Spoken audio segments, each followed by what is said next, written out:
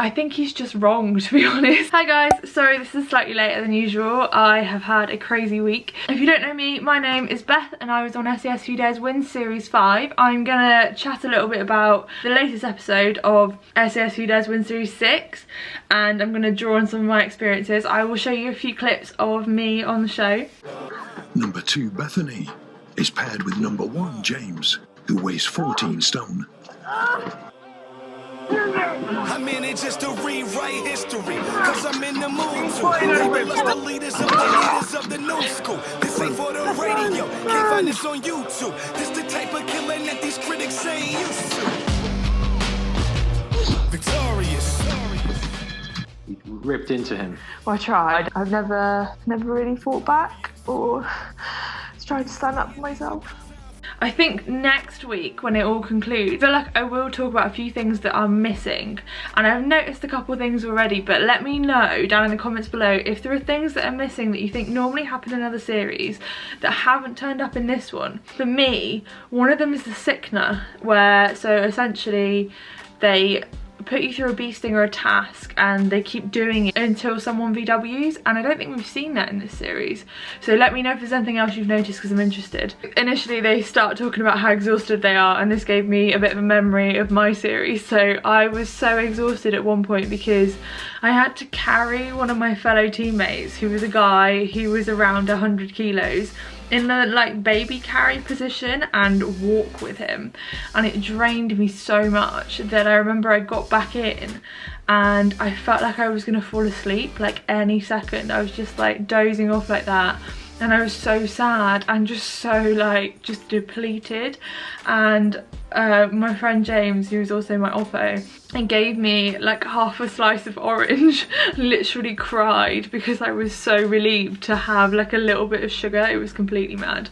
I remember being that exhausted and that drained, so I totally get where they are at this point. So Murderball looked so fun. Honestly, it was my favourite thing that we did there. I really enjoyed Murderball myself. It was pretty brutal though. Like I remember like colliding with a lot of the other people. I think they're doing it at a later stage when they've got less people left in, which is interesting. One thing, I'm not sure if I spoke about this in my other SAS videos, when I collided with a fellow teammate, we literally ran straight into each other, and I found out later on that she actually broke her rib in that moment. Like when we collided, she felt a crack and she got it assessed later on and it was a full-on broken rib from Murderball. So it's savage. Like it's quite a dangerous sport, but it is so much fun. The two teams were so Justine's team had most of the females and one of the guys, and then what I noticed about the other team is it was all men and they were quite big men, so I can understand that would be quite hard to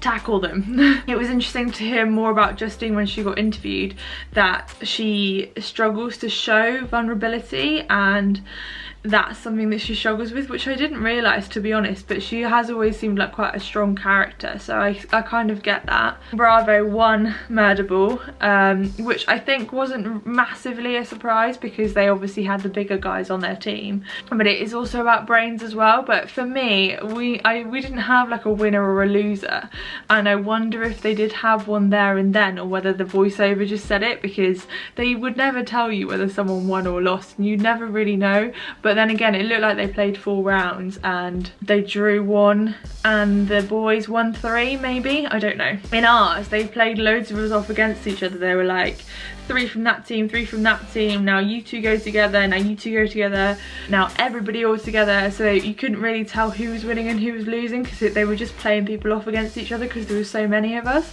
So maybe that's a big difference between the series. So it was really cool. In Justine's interview, she started talking about how she wants to join the military, and I can see she'd definitely be really good at that. She seems to have good leadership skills, and obviously with the age that she is, she's quite young to have all of this like physical fitness and mental toughness. So it sounds great. I really felt for her when she spoke about her mum passing away and that she didn't talk about it, because that sounds really traumatic to have somebody so important removed from your life and then not be able to process that properly with people and not be able to like discuss it, that can really take a toll on the way that you deal with something. Like, it can be a really important part of the grieving process to process that death in the family and talk about it and allow those emotions to come out. That really shocked me actually, and I'm so sorry to hear that. It is really sad, but it sounds like she's come through it and come out the other side and obviously achieved a lot. One thing that struck me is that Stas, again with the like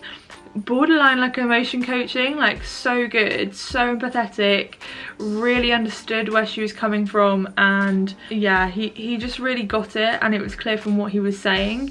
And one thing that really struck us is that when we were watching all of the DS, and I feel like Ant has featured less when they do all the interviews, we thought that Billy and Stas and Foxy and all of them really stand alone well. Like, they definitely, although Ant obviously does a lot of the really presenty stuff, they don't need him, I don't think. And I find the other DS really interesting on their own. I know I've said that before, but I do find them like really, they have a lot to say, and they have a lot of really good things to say that really pull out more detail out of the recruits. So yeah, and also help them kind of understand why they get into the place they're getting to, or what they need to do to improve.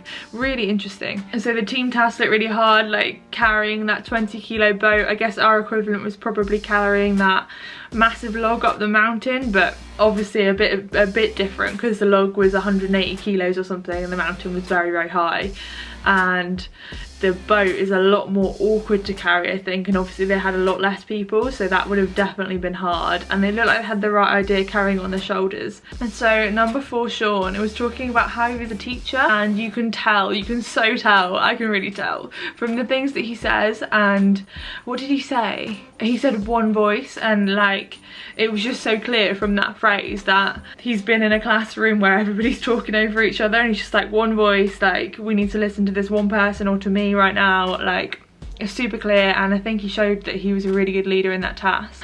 The boat capsized task looked awesome. I would have been keen to do that. That whole like flip thing, like I've done like self-rescues and like capsizes on other kinds of boats and kayaks and that kind of thing, and it looked like more fun. So both teams did really well there. I think they were very, very cold by the looks of things, but they both managed to do it and pull through, and I was really impressed with all of them. Number 7 VW'd there, and it seemed like that was Laura, wasn't it? So she had hypothermia, and they were talking to her like it was almost like a weakness to be so cold, which I found really weird. Like, they do seem to think that like hypothermia is some sort of weakness, and they were saying like some people get cold quicker than others, but it's not something that you can control. Like, once you get cold like that, you can't just go, oh, I'm gonna be better. Like, you can't just run around. And yeah, moving definitely helps, but you kind of can't control like switching it off. And I did find that when I was on the show that they seem to think that hypothermia was a weakness when it's actually the body's natural response to being super cold. So yeah, that was interesting. I am sad to see her go. She seemed like quite a strong character. It was really funny watching the boys not strap the bags onto the boat. We knew instantly that that was going to go terribly wrong, and it obviously did. But I think in the moment you'd be so panicky, wouldn't you? And like, also it maybe does seem like it would flip upside down, but I mean, personally I would have definitely strapped them in, but they just didn't think about it, I don't think. And then they interviewed Sean, and it was sad to hear about his difficult childhood and the racism he experienced. What I really liked in this was Melvin touched on the whole unconscious bias, and he really went into the problems that people do face growing up being in like a racist environment, where obviously they both grew up in areas where they were surrounded by white people and there was this problem of racism, and I think that's really important to highlight. I just really liked Melvin's input. I think it helped hit it home for me, for somebody that doesn't necessarily automatically think that that might be something that they struggled with. It gave me another perspective, and I'm quite thankful for that, I think. And so at this point, when they went back, they started talking about food. And I remember this gets so intense. It's a massive thing when you're not eating enough, is you start to almost fantasize about food. And I remember at one point we were fantasizing about potatoes, like literally like going over like roast potatoes with crispy edges, and just like really heavily fantasizing about food. And it was just a sign of how starving we were. So you've got to remember they're probably on like 800 calories a day by this point. And when they went into interrogation, they only had an apple. Like that's literally all you have. They start reducing your food and then it's essentially gone. So crazy. So the contact with loved ones thing, I have a lot to say about this. I think Ant feels very strongly about this too. He says it's a distraction and you shouldn't do it, and essentially that ignorance is what you should do. You should shut the laptop down, not talk to them, shut them all out of your head. And personally, I don't think that's a healthy way to cope. I think pushing things out of your brain or trying not to think about them, compartmentalizing, can be a really unhealthy way to process things. But I do also understand that it works for some people. I think strength can be both shutting people out and doing the task at hand and making sure you're doing that in a healthy way, not in a way where you're trying to squish down your feelings, but you're like, I can't deal with that right now because it's going to make me feel bad, so I need to leave that and I will come back to them and talk to my loved ones later. And the other side of it is that I feel like true strength is really when you can feel all your emotions, deal with all your emotions, speak to your loved ones and still be able to complete the task at hand, still be able to do your job. And I think a good example of someone who really proves that is Jamie, he's the guy that spoke about the abusive history with the football team. And you can see somebody that's such an open book, can really feel his feelings and emotions and is still strong. He's not weak and he's just got that strength to feel his feelings and do everything and it not affect what he's doing. I think strength can be both shutting the laptop and opening the laptop and speaking to them. I don't think we should say that one of them is weak and one of them is strong. I feel like there are a lot of people out there that can speak to their loved ones and still continue with the job and not let it deeply affect them in whatever way that Ant is saying. Personally for me, in our series they didn't do that. They actually like played PowerPoints and stuff, or like pre-recorded videos. They didn't do a direct phone call. But if I got to speak to my loved ones, that would have only have spurred me on, because they would be encouraging. And I know full well they would be like, you've got this, carry on, there's only a few days left, keep going. That would have helped. Like, there is not for 1 second I would have thought that that would be a bad idea. That would have been a good idea. I think he's just wrong, to be honest. Like, it's not a clear cut and dry, this is what you should do, this is what you shouldn't do. Yeah, there are many of us out there that can have a chat with our family and still get on with this really tough job that is millions of miles away from what they're doing right now. And also, when you shut down emotions like that, they can come up again, they can resurface, and I am someone that's living proof that that actually happens, because that is what happened on my journey on SAS. In that fight, a load of things resurfaced for me, and then I had to start dealing with them, and I stopped being that person that shut down all of my feelings and didn't deal with them, and I started to become the person I am now, where I deal with all of my feelings, and I'm so thankful I've got that. Escape and evasion was really interesting. Alpha got out fast. That was the mostly female team, and obviously they are lighter too, so they probably can move quicker. I think their navigation was slightly better as well. One of the girls on their team was such a badass at navigating. I don't know who it was, but I know, so it was someone that was talking to Justine and she was saying which way they were going to go, and I literally thought it was one of the crew. And then I was like, oh my god, that's the recruit. She literally sounded like she knew what she was doing so well, so that could be really interesting going into the final stages.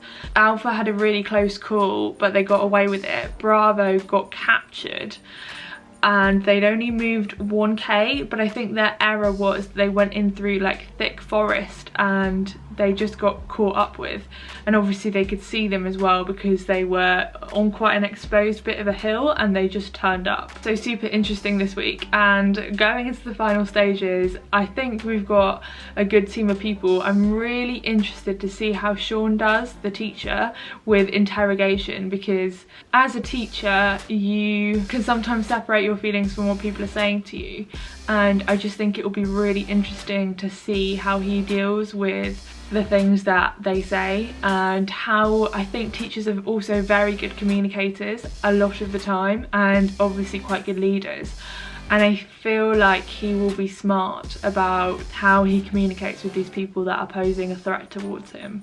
I might be wrong, but I'm excited, I'm interested. And I can't really predict any of the others. Oh no, Jamie went. Do you know what? A couple of them have just gone and I don't know how they went. And I'm sure, I mean, I've been taking notes the whole time. Like, I know I was paying attention. Where did they go? When did they go? Yeah, I feel like people go and like we just miss why. And I know that's happened in all of the series, but I want to know. Like, I don't want people to go and just fall off the radar or just go without explanation. I wish we had more. So let me know if you feel the same, because I hope that in the future when they kind of revamp the series that they consider showing everybody and they consider showing full stories and tell us more about them, because that's what we're there for. It's really interesting. I'm not there to watch fabricated storylines. I want to see what they're actually doing and see the full difficulty of the task, not a story that's kind of created and I don't want to be told what to think. I want to decide for myself by being given all of the information about all of the recruits and figure out what to think from there. So yeah, that's my thoughts on it. I hope you enjoyed this video, and I will be doing the last one next week. I will see you in the next one, guys.